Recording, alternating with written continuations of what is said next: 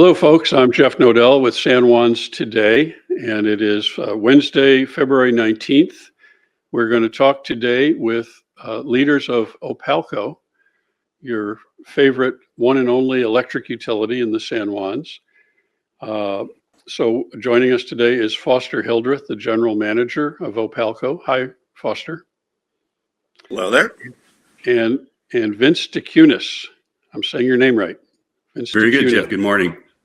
Good morning. Vince is president of the board of OPALCO, and this is a real privilege. I really appreciate your guys taking the time to talk about renewable energy. It's talked about a lot.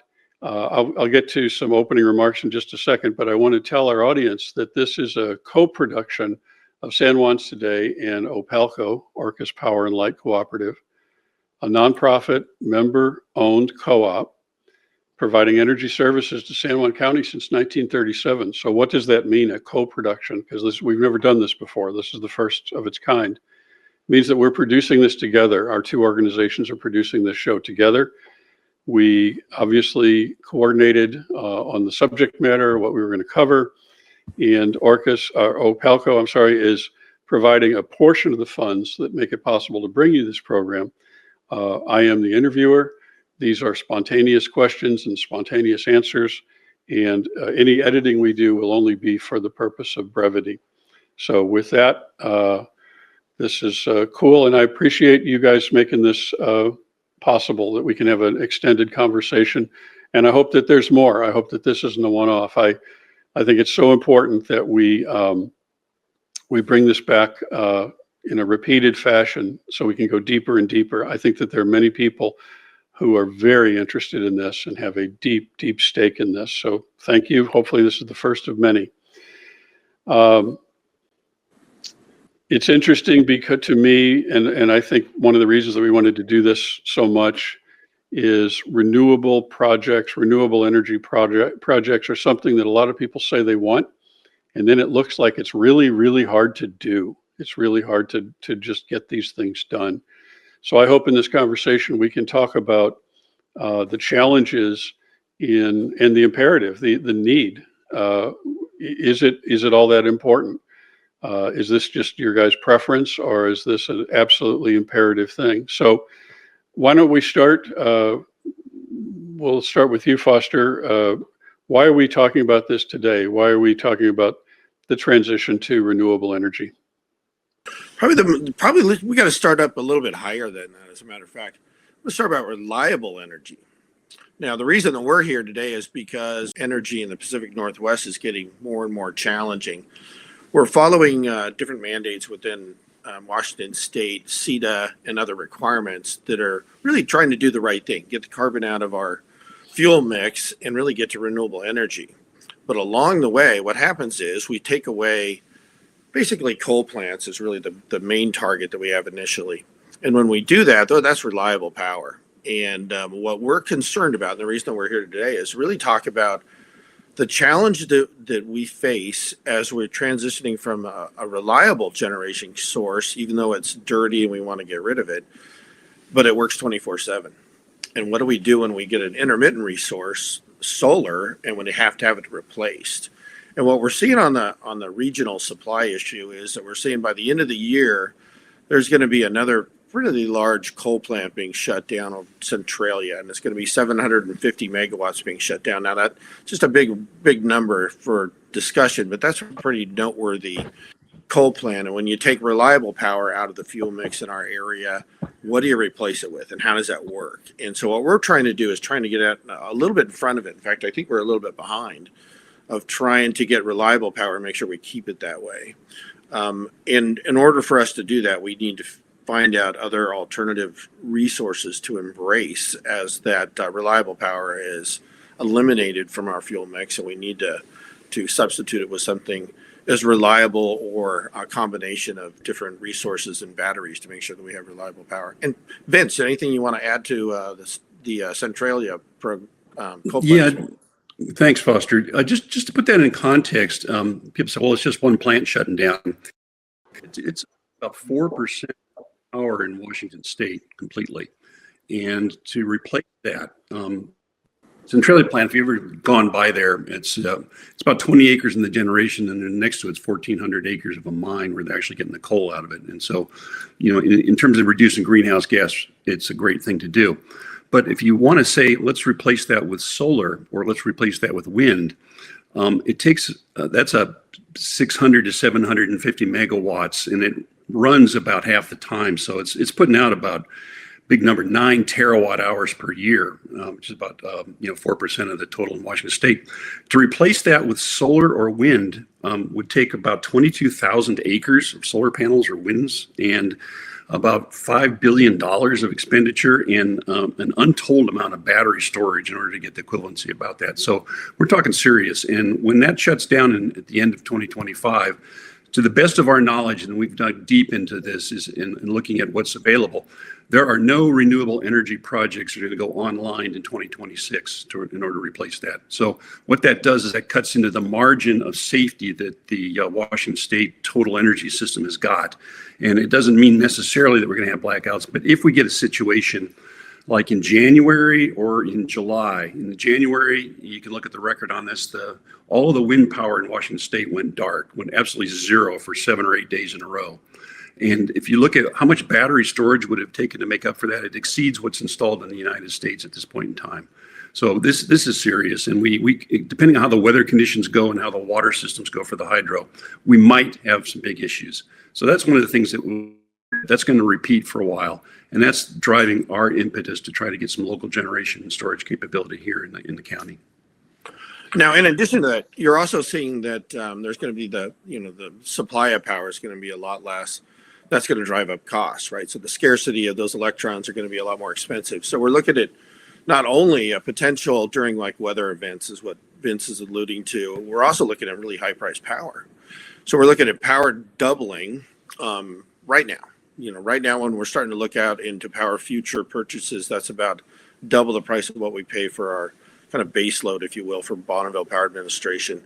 And then in short order, probably by the end of the year, we're looking at probably triple the price, because it's becoming harder and harder to find those generating resources. And the reason it is because, we're pretty good about getting the carbon plants out of the mix with coal plants, but finding a permit to actually embrace renewable generation is becoming more and more of a challenge, kind of nationwide, but certainly in the region. I don't know, Vince, again, if you want to add some context behind some of the challenges we have from a permitting perspective. Sure. We'll try to make it simple, but what we're experiencing in San Juan County with respect to the difficulty of getting permits is it's reflected nationwide.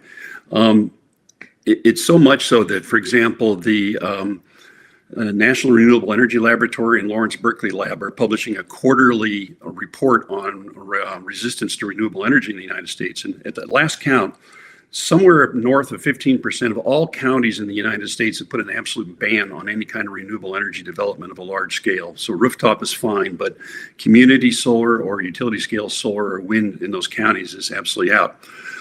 In Washington State, there's an entity called EFSEC, EFSEC, which stands for the Energy Facility Siting Evaluation Council, which was put in place to basically deal with the state imperative to get some renewable energy done and to cut through the local permitting issues that are going on. Now, ironically, there's a bill in Olympia this session, which basically wants to neuter EFSEC and say that EFSEC, if they grant a permit, has to basically apply all of the local zoning regulations that anything goes through. So if you look at the necessity to create a transmission line, which would say come from Wyoming wind power into Washington State, from the time it crosses into Washington State, it's going to go across 5 counties and 6 cities and a bunch of other zones.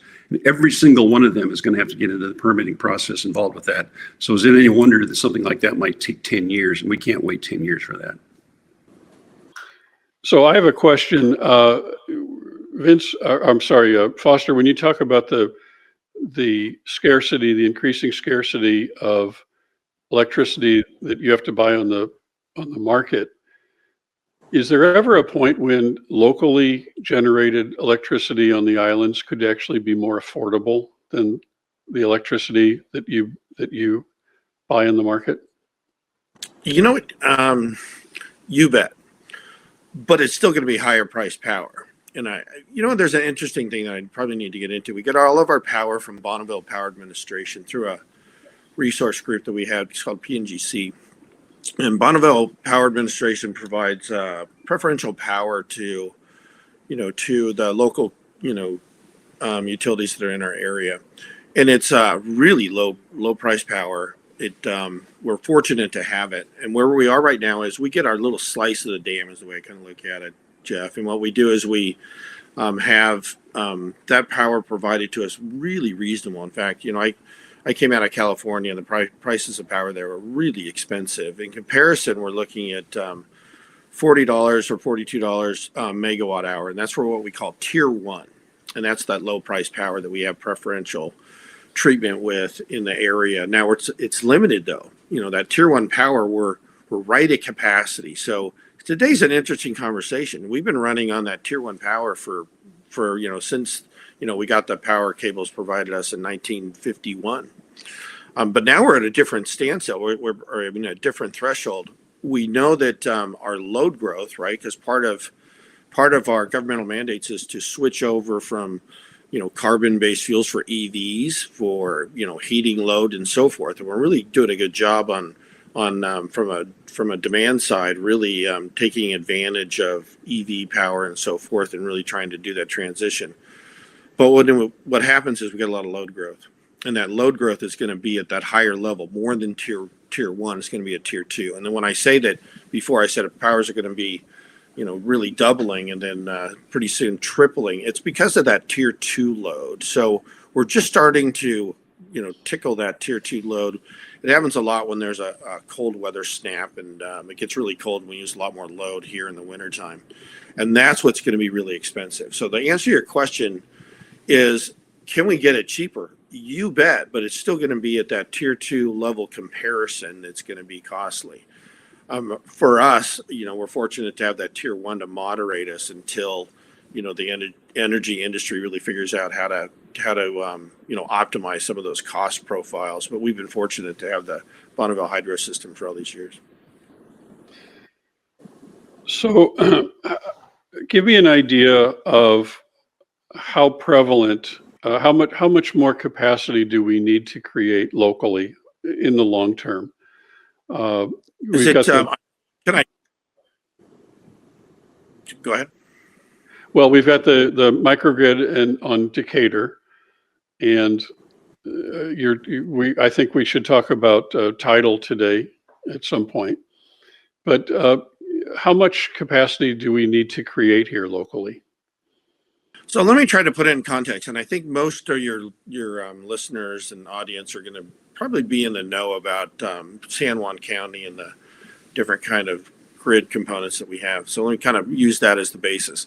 We're looking at load growth that's probably about 30%. So when you do the population metrics, what those are going to increase by, as well as the electrification of the heating and transportation components. When you look at that, you're looking at 30% in pretty short order, like 2035. We're also projecting in a longer term perspective to double, 50% more by 2050. So we go up pretty dramatically. Now, a lot of that is going to be population driven. I don't know if you want to go through the stats at all, Vince, but it's real. And I think that's what the most important that we want everyone to take away is our load growth is something that we can't ignore. A lot of people say, we do a really good job when it comes to conservation, energy efficiency. We have really good programs, but the load growth really just takes over when you look at the forecast of where our powers go. A lot of people say, hey, could we just cut down on our consumption and use power wisely? And the answer is no, not when you really look at the population growth and the advancements in trying to electrify heating and transportation are pretty dramatic. Vince, you got some really good stats on. Yeah, I'll just emphasize that again. It says we typically year right now we're running maybe 240,000 megawatt hours. So it's a fairly big number. We're going through the comprehensive plan, and we're basically going to adopt the population growth estimates that the county is. So we're looking at another 2,000 households, in the time of the comp plan. Just switching over from wood burning into electric and heat pumps, EVs growth. A big one, though, is in the latter 30s when the Washington State Ferries does the electrification. That alone is going to be like 72,000 megawatt hours, which is like a 22% increase over what we're currently doing. And we're going to have to work with the WSF in order to figure out how to make that happen. So you put that all together, and you're going from 240 up to 330,000 megawatt hours in that time frame, and that exceeds the capacity of the cables that are providing power to us. So we got to look at the options for local generation. And the cost and the amount of time it would take to put another submarine cable is it $100 million? Well, it's probably even more than that. Yeah, it's probably 100 to 150 in 10 years? Yeah. And now, it took us about 10 years to get our cable that goes from Lopez Island over to San Juan Island. Pretty big advance. We were hoping to get some of those Infrastructure and Job Act funding, the grant funding from the last administration, to help with that power cable. Unfortunately, we didn't, and things have changed pretty dramatically on the federal front as well. One other thing I do want to touch into some of the misnomers that are out there. We read a lot of social media, and social media is, it's all well good intended. It's basically saying we need to conserve, we need to use less power, and we all appreciate that. We all are really trying our best. We got some really good programs for Switch It Up and really getting people to not only to get the carbon out of their fuel mix, but use electricity wisely, and really good programs. We have $10 million worth of dollars that we've relent to our members to be more efficient as we go. Great program. But again, when it comes time to changing the behavior and the usage profiles for energy, it pales in comparison to what we need. And another topic that I hear a lot about is, what if we just put a solar array, solar on every roof, or impervious surface that we have within the county? We need it. We need to look at all the resources we have, and we have our Switch It Up program also benefits our members, and if they choose to put solar on their rooftops, that they could use those funding mechanisms to help with that as well. But what we see is the complexity that comes along with solar on the roof is good. It lowers the amount of usage that those individual homes have, but those homes really need a lot more power, especially in the wintertime. So we always say that if you had a battery providing your house with power in the summertime, you're doing pretty well. You only need it at nighttime when the sun goes down, but in the wintertime, you probably need a 4-month-long battery, not a 4-hour-long battery. And that's really the big challenge that we're faced with is, even though rooftop is great, it's only going to provide us with, 4 to 5% of what our loads are going to need to have, because we just don't have the solar profile that some of the southern states do. And what that translates to is it limits the amount of renewables that we could really embrace. We want to do a lot of batteries because that's really the answer to the reliability side, but we need to fill them up if there's an extended outage that we're seeing on the mainland because of some of the numbers that Vince just went through. Let me support that with a little data too, because it's an important thing. I mean, I read social media all the time. Everybody says, let's just put it in all the rooftops, or let's just conserve, and say, okay, if you got quantitative about that, let's take a look at California's example. They've been working on rooftop solar and incentivizing it for almost 30 years. And when you look at CalISO's projections about what they're going to do, it accounts for about 10% best case of all the power California is going to do. And that's after 30 years and umpteen millions of dollars worth of investments going into it. I took a look at the top 10 states where rooftop solar has been incentivized. And Hawaii's got the top, where they got 17% of the rooftops, and they've stopped taking new ones. California's at 10, and the other states going down there at 8, 7, and 5% or something like that. So there's sort of an upper limit that you can expect out of that. Another thing is that Washington State, the Department of Commerce, requires all the utilities in Washington State to submit now every 2 years what's called a CEIP, or a Clean Energy Implementation Plan, where they explain how are you going to meet the mandates that we put down on it. So we've gone through and took a look at this in the submittals that 51 of the utilities in Washington State have put into it. And when you look at the total load forecast that they got and how they're going to do it, 98% of it's renewable energy, and the other 2% is distributed energy resources, which means rooftop solar and energy and conservation. So the utilities themselves are saying, we've got to put new generation in. These other things, they're nice, they're great, but it's not going to cut it. So I think many times when we read this, they've got an assumption that, well, let's just cut our usage in half or cut our usage by 3/4. And I think, that's a daunting challenge if you're going to say, 18,000 people need to follow that kind of profile. Another little interesting tidbit is California. You kind of look at California like, yeah, they got it going on, right? They got a lot of rooftop solar. They got a lot of solar, certainly out in the areas that I fly over, out in the desert, you see a lot of solar arrays that are on the ground. Believe it or not, their rooftop solar from their usage profiles is not that much. It's only like 4.6% of what they use today, and they have a lot of solar on their roofs. It just goes to show you need more than just rooftop. And they have utility scale solar, a lot more of it than we do. We've just started that, right? We just did that one Decatur microgrid that we have, but they have close to 10% of utility scale solar from the utilities that are out there, and the economies of scale, the lower price points and so forth. You've mentioned before, Jeff, about bringing prices down. That's how we do it. We do it with utility scale solar because we can really optimize the amount of inverters we have. We maintain it, we monitor it, we replace the panels when they're there, and it really gives us the ability to reroute that power around, and that's our hope as we build more of these out. You mentioned, by the way, how much do we need, right? That 30%. Let me give you an idea. It's really, I kind of look at everything in Baylor Hill points, right? So if you looked at the amount of generation we were proposing for Baylor Hill, we probably need about 27 of those type size projects, if you will. And that's about a 20-acre parcel. So what we're talking about here is not just one and done. We need a lot more than just what we got going on Decatur or Baylor Hill, but it's not as much as you think. The county has 175,000 acres of land.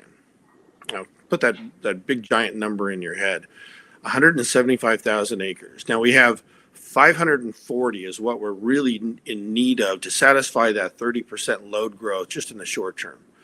Now that's doable, right? So we can get a little bite-sized chunk of that, and that comes out to be 0.3% of the total land mass that we're talking about. So we're not looking at, I think there's a lot of fear out there that we're going to be, you would see a lot of solar out here that would just be in every field and every aspect of our community, and we don't want that. We really don't. We want to make sure we safeguard those conservation areas, the natural areas. I'm looking at land use tables right now, and maybe we could put that up at a later date. But the land use tables that are currently there, they kind of safeguard those areas that are, I call them jewels.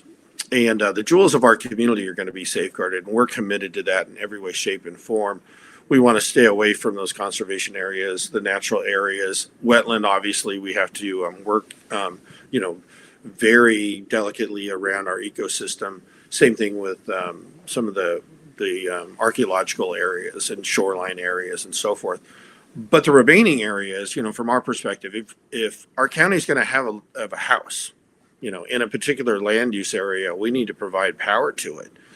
And we need to make sure that we could provide, whether it's a solar or a battery or whatever our facilities need to be, we need to have the flexibility to provide those services to our community.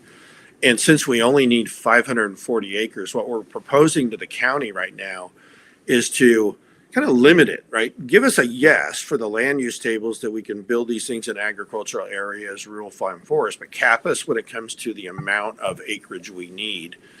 Then what we can do is work with our membership and come up with a concept that we can ask them, hey, it's kind of like the preservation trust version for renewable energy. Here's what's going on. This is the conversation we're having around the boardroom, is if we can solicit our members, right? Because we're a member organization, and our members are the best. When it comes time to solving problems, we really do put our heads together and figure things out. And our goal is to reach out to our members and say, hey, are you guys into solving this problem with us? And if we could accumulate 540 acres in the normal land use areas like rural farm forest, agriculture, those kind of rural general use, those kind of categories, and stay away from the jewels, then we got a good approach for us to really solve our reliability issues going forward. But we got to change those land use tables, and that's what Vince and I are working on. Okay, so we've got a lot on the table here. You guys have put a lot on the table. Let's make sure that the audience can digest it all and we can put it all in order. You just said 27 locations, and that's across all the islands. Is that right? Yeah, across okay, all 20 islands that we serve. Yes. Okay. So at 20 acres, that's how you get to 540 acres, 27 projects, 20 acres. And to just reiterate a few of the high points that we've hit so far, our use will double 25 years from now from where it is today. Well, there's a lot of debate on whether or not those ferries are going to show up. Maybe we have that conversation. That includes the ferries then. Correct. Yeah, so right now I'd say that we need to plan for it. It's really interesting for us in what we're mandated to provide. And maybe people don't really understand some of the mandates that go along with the utility, but there's code that requires us to provide power, and we can't limit it. A lot of people say, hey, why don't you just limit the amount of kilowatt hours, everyone gets their allocation and you move on. That's not the way the mandates work for us in the RCWs and codes. We're obligated to provide reliable power to our community as much as they want to have. Now, we can encourage conservation and so forth, and we do a really good job on that. But that's all kind of part of that fundamental. But ferries, we have to plan for it, right? And I think that's part of that comp plan discussion we're having. And so, yeah, so let's say, building in the expectation, the demand, the requirement that those ferries be powered here, and not to get off on too much of a tangent, but Washington State Ferries and the state and the legislature do not look at all to me like they're about to back off of that electrification of the fleet. It seems inevitable. It may take longer than they think, but when you look at the continuum and you look at the way that issue is going to continue to change, there's only going to be more pressure to do that. So let's just assume that you are going to have to be able to charge those ferries, and that is included in. And also, we should point out that your growth estimates and your expectations are consistent with the county comp plan, right?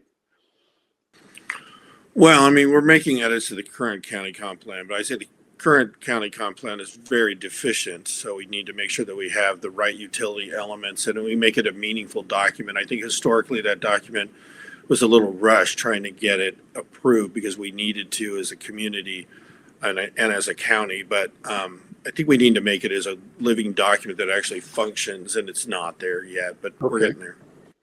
Also inventorying some of the things that you've put on the table. There's increasingly limited access to the electric markets in the region. There's going to be more and more demand. They're going to have their own problems keeping up with supply.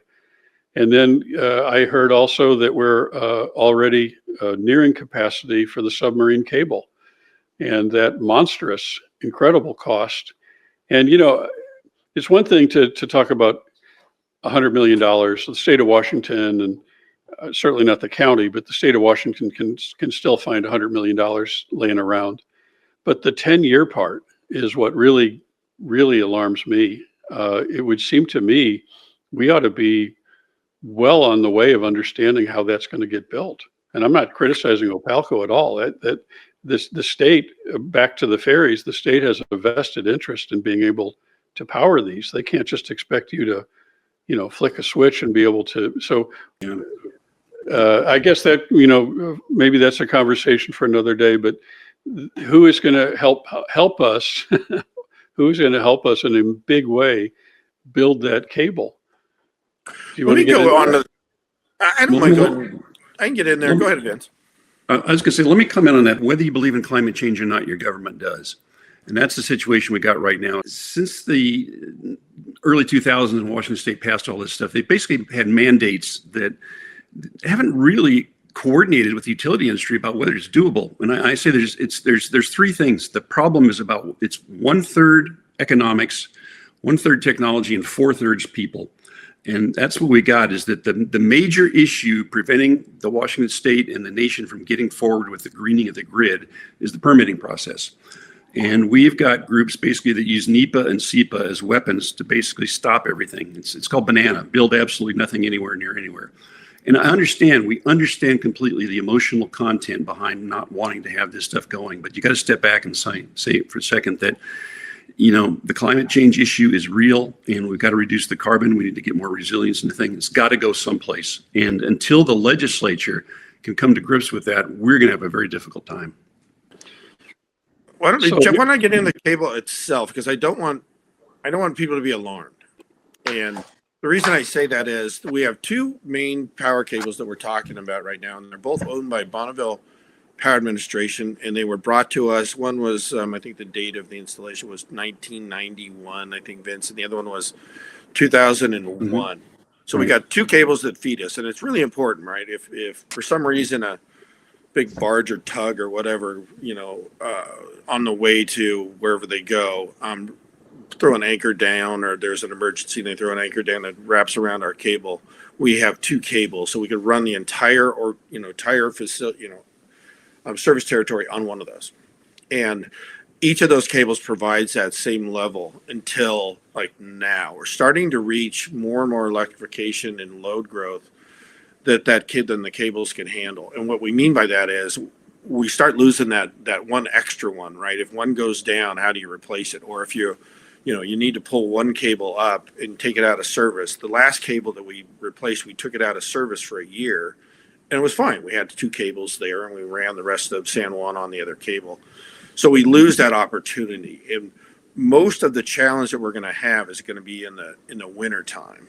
So it's not like we're going to be like completely exposed. We just need to make sure that our window of replacement is targeted specifically to when we need it, so we can have that continuous power, which is a challenge, by the way, because the environmental community, when we replace our current cable that goes from Lopez to San Juan, that was kind of in the October time frame. So you're starting to tickle into the winter time is when they want you to do it. They don't want you to replace cables in the summertime and different breeding seasons and so forth. So we're kind of limited on what those are. But what we're going to be doing is having those conversations with Bonneville and saying, all right, we got to start planning this thing now because we got to get out in front of these two cables and get something that's going to be lasting us a longer period of time.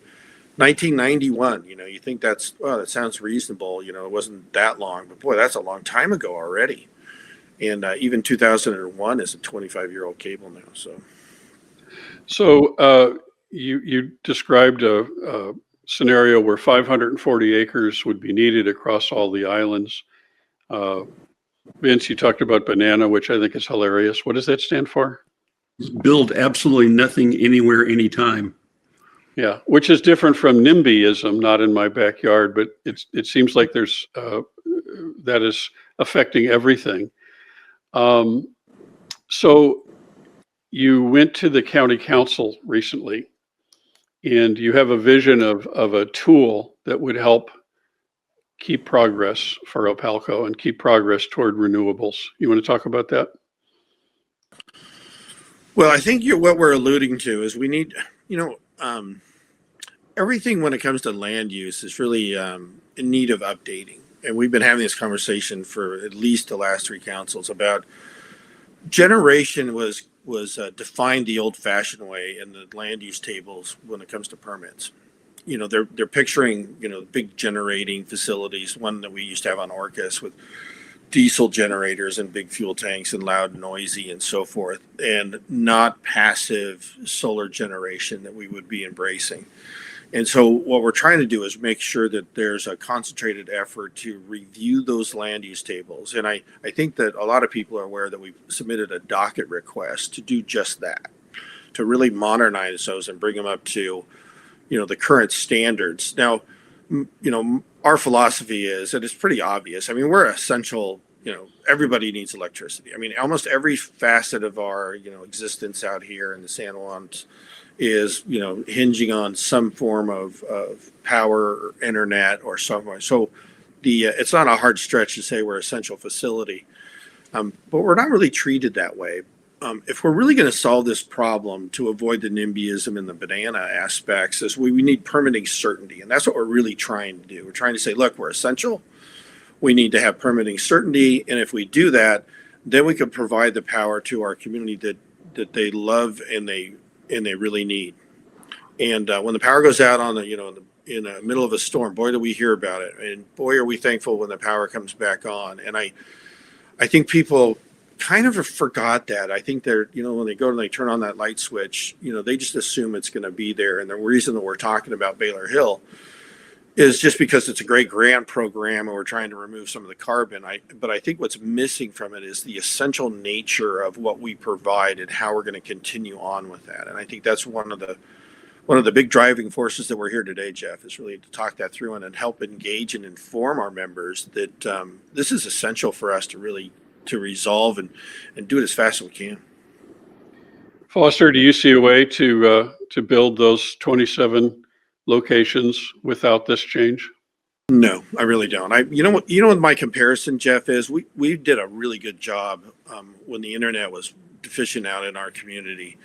We listened to our community and our members, and they said, you know what, we need internet out here. Our previous provider was doing a crappy job of it, and we were kind of called to task to fix that. And what we did is we were talking about as a community since 2001. I remember a conversation even before I got here that people realized how important internet was. And when we had a couple outages, around the summertime, and lo and behold, when it was time, our county got together, our members got together, and everybody figured out a way to get permitting certainty.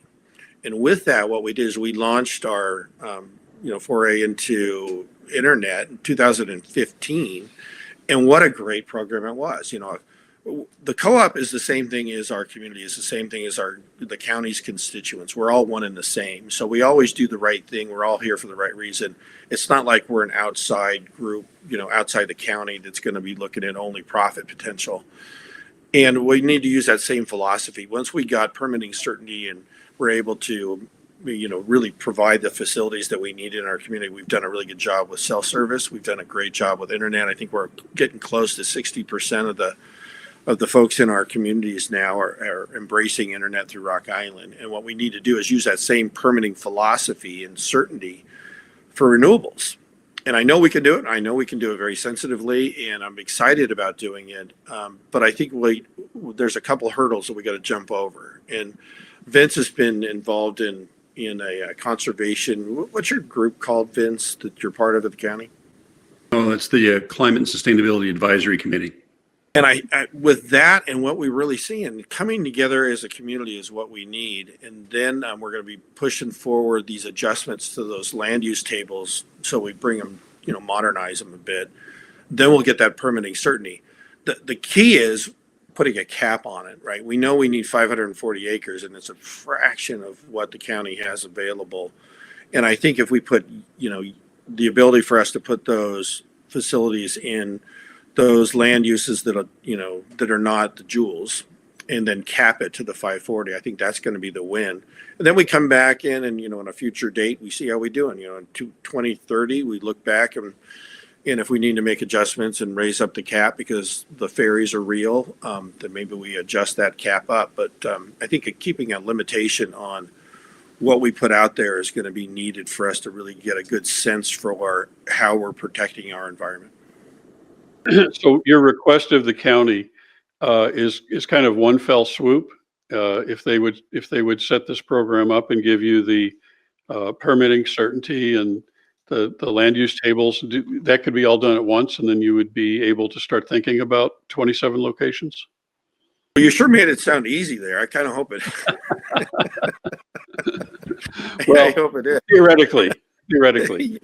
Yeah, I think what we could do is I think there's a lot to do in the comp plan too. And I think we started with that conversation. So we need to embed this overall concept in the comprehensive plan first, and then change some of the land use tables, and then put in the clarity of that we're essential facility for permitting certainty. And I think we all know we are, so let's treat us that way. It's, what's interesting is I was having a conversation with Justin Paulson, one of our county council members, and he brought up the fact that, GMAs were really built for bigger cities. Like I always look at Seattle City Light as a good example.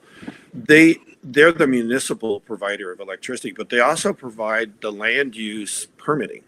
So they're able to get things done, right? Wherever they need to get them done, they own both sides of that equation.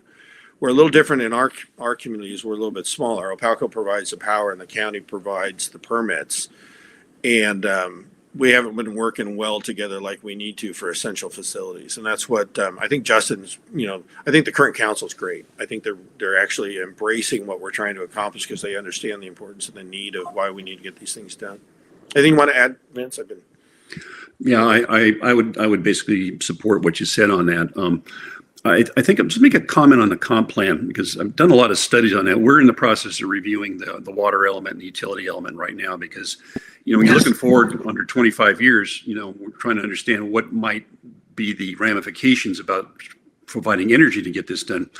The GMA is a weird construct. If you go back to it, it was implemented in 1990. And I always wondered about that because the GMA doesn't actually require you to do anything. So you have to plan for everything, but there's no follow through. So I did the little exercise of taking the current comprehensive plan, which is like 740 pages long, and I ran it through one of the large model AIs. And I said, give me all the examples of what I call squishy verbs, which are plan, consider, think about, evaluate, and compare it to all the action verbs, which is do, implement, complete, measure, monitor. And it comes up with like 409 instances of plan, 140 instances of consider, and so on and so like that. And that meets the GMA requirements. Nowhere does the state actually require you to do anything. It just assumes the counties will be responsible. So I ask a question, which is, if you take the comp plan of 714 pages, you take the budget, which is about 400 pages, and you take the Universal Development Code, which is 134 pages, and say, how does the budget support the goals and policies of the comprehensive plan that are then reflected in the code to either prevent what you don't want to have happen or incentivize what you want to do have happen? And I'm waiting for an answer to that one. You guys make me feel so dumb. You are so smart, and it's really encouraging to me to see. This sounds gratuitous, but just the intelligence and the sophistication with which OPALCO is run. Submitting that to a large language model, doing word counts, and to get to the essence. It's amazing. Before we finish this conversation, at least today's, Foster, can you talk about whether tidal generation fits into this? Absolutely. I hope one thing I want to make sure before we get there is the reason we're doing this. I think the overriding purpose of this is really to get reliability and planning.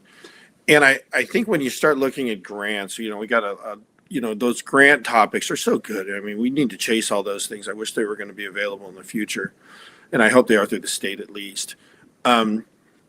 You get distracted by some of the grant submittals that we do because we never know if we're going to get them, but we're always going to chase them. It's the best thing to do for our members. And I think that the title was one of those things that was more of a distraction than anything. I think what we need to do is try to figure out how all the energy resources around us would add up to what we need to provide reliable power. So there was a great grant that we put in for through DOE and their water power division for a title grant. It was a study grant. It wasn't a permit. It wasn't, a lot of people think that we're applying for a permit. We're not. We're studying it. And it's a great grant. And what we see is, our version of California sun is probably our water that surrounds us. And tidal's great, though. I mean, what it does is it provides power, at different times, right? You have slack tides and you have tides that are running, and you get to generate power during those times, and a lot of that is at night. So when you look at tidal, it's different than you would think. It's not just about comparing a kilowatt hour cost. It's about reducing the batteries needed. We talked about how much, it would take more batteries than are in the nation right now if you really want to provide that. And if you could cut those battery numbers down and the investments down, because you're going to generate something in the evening when the sun goes down, that's the value of tidal. And so that's the reason that we're intrigued with, how do we make it work? How can we make it work? we're just in the study stage. I want to make sure we're really clear on that. I know a lot of people are opinionated about tidal, and we're just studying it. We would never go forward unless it's the financially prudent thing to do, environmentally sensitive thing to do, and it really makes sense to our members. And we're not there yet. We're going to be packaging the results of that tidal pilot that we for the grant that we have. And I hope we get it. Now, whether we take it and move forward with it or whether or not it gets put on the shelf until more grants are available in the future, yet to be determined. But I'm sure glad that we look at these things. So, it's in the best interest of our members to have the conversation. And I think that's where the big value that we always have with tidal. And, the one thing that always got me was there has been a lot of tidal studies that happened before us, right? I think it was, Vince and I went down to, was it Snohomish or a group down there, and we were looking at, I think they had a larger one. What was that? Yes, Snohomish PUD. And what they were doing is they were doing this monster, tidal project that was massive, megawatts in the area. And we didn't have a lot of conversation about it. And that was in our backyard. And I talk about, not in my backyard. I wanted to be the one exploring it in our backyard if it was going to be here. And so part of that is coming to our own conclusions and making sure that we can control what those project components are, so they weren't massive, and there was something that we can control and make sure that we could protect our environment along the way. So I'm glad we went into the tidal thing. We're still not done yet. Stay tuned. Maybe we'll have that discussion in a later date, Jeff. So ultimately, this is about reliability. That's where it starts. That's where it ends. And we have learned in this conversation so far that the demand, the need for electricity is potentially going to double in the next 25 years in the islands. We learned that we can expect increasing supply challenges on the open markets, and we even learned that potentially the cost of local generated electricity could be comparable to this tier 2 type of electricity that we're increasingly having to buy. So there's even an economic quality to renewable.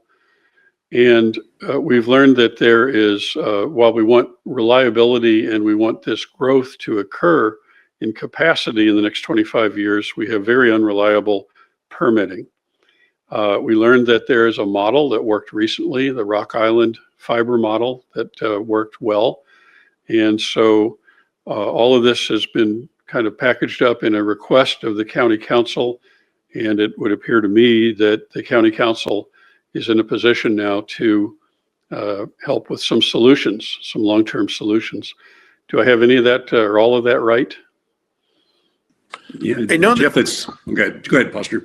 I was going to say one little clarification, Jeff, is we need to package that, right? We have some really good concepts. I think we know how we're going to do that. We need to package it up so our county council members can really understand it. And same thing with our members.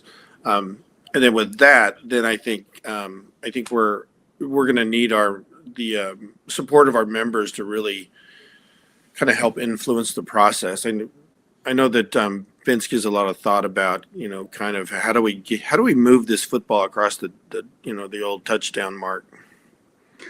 Yeah, let me make a couple of comments on that too. And just maybe put a plug in for the OPALCO website. If everything we've talked about here has probably got what we call a quick fact, and it's a short, very digestible, very approachable explanation of a lot of the complex topics. And believe me, it really is complex. We've been studying this stuff for over a decade, and it's taken that amount of time to really get to an understanding of what the political and technical aspects of the whole thing are. So I would invite you to just go to a search engine and look up OPALCO Quick Facts, and that'll take you right to it. And you can browse. It's organized very well under topics that may be of interest to you. And I think it reminds me of a quote from H.L. Mencken, who was a famous American journalist a while back, and he said, "For every complex problem, there's an answer which is simple, clear, and wrong." And that's what we have to avoid, because we got to make right decisions going forward on this. This has been a great conversation. Yeah, well said. This has been a great conversation. I have learned a ton. And what I'm happy about is that it looks like there are potential solutions. I mean, we have so many problems in this world. Seems like a new one every single day that seems so unsolvable and intractable. I think that's the word. And it looks like, and certainly there are people out there that won't agree, but it looks like there is potentially a very clear path toward a solution. So I think that that's what the community could be talking about. That's what San Juans Today can continue to investigate and peel the layers of the onion. And it sounds like you have the county council's attention, and I think that's really important. So I think it's time maybe for the public to engage and for the media to engage and to continue until some important decisions and changes are made. Clearly, the status quo is not working. So thank you so much, Foster Hildreth, General Manager of OPALCO, and Vince Dauciunas, President of the Board. This has been a fascinating conversation, and it's exciting to me to see that we can actually potentially have solutions to problems, really important problems. Reliability of electricity over the next 25 years. Seems like some of the solutions could potentially fall into place just in the next year or two, seems to me. Thank you again. Thank you folks for watching, and we will see you soon.